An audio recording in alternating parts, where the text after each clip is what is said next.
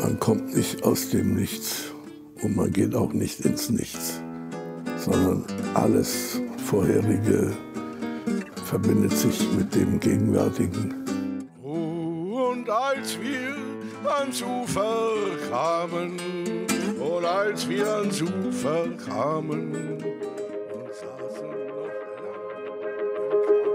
Wolf Biermann spielt, ich möchte sagen, naturgemäß für jeden Deutschen, der sich ein bisschen für Kultur und Politik gleichermaßen interessiert, und das tue ich, eine enorme Rolle. Wolf Biermann ist wie eine Jahrhundertfigur. Immer wenn ich ihn höre oder erlebe wie heute Abend, passiert was mit mir, weil ich einfach verstehe, und das ist auch ein ganz emotionaler Moment, weil es eben über Musik auch geht und über Pausen geht und über Ungesagtes geht oder über Ironie geht, dass man immer noch mal mehr nachdenken muss und dass es hilft, auch zu lachen. Da stand einer, den sein Staat zum Staatsfeind erklärt hatte. Einer, der weiß, dass er Grund hat, Sorge, dass er Grund hat, Angst zu haben. Angst vor dem, was ihm passieren würde. Dass diese seine Feinde, die er sich mit Bedacht gewählt hatte, ihn rausschmeißen werden aus ihrem Paradies. Er war ein Popstar, auch in meiner Generation, weil diese Platte Chausseestraße 131 konnte man rauf und runter hören. Er war wirklich ein Popstar.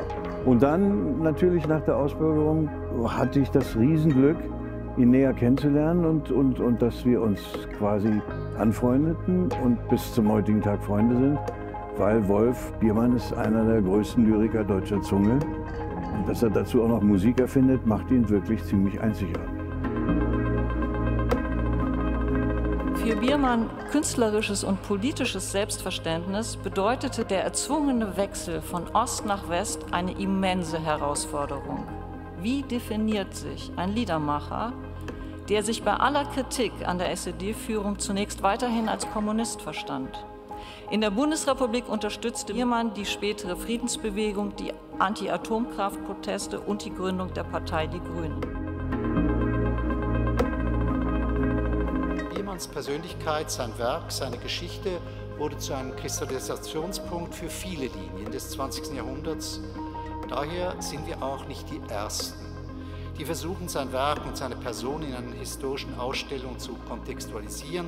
Und doch stellt diese Aufgabe uns hier im Deutschen Historischen Museum auch vor eigene Herausforderungen, da wir Wolf Biermann nicht im Rahmen einer Gesamtdarstellung Deutschlands oder der DDR zeigen, sondern auf ihn fokussieren.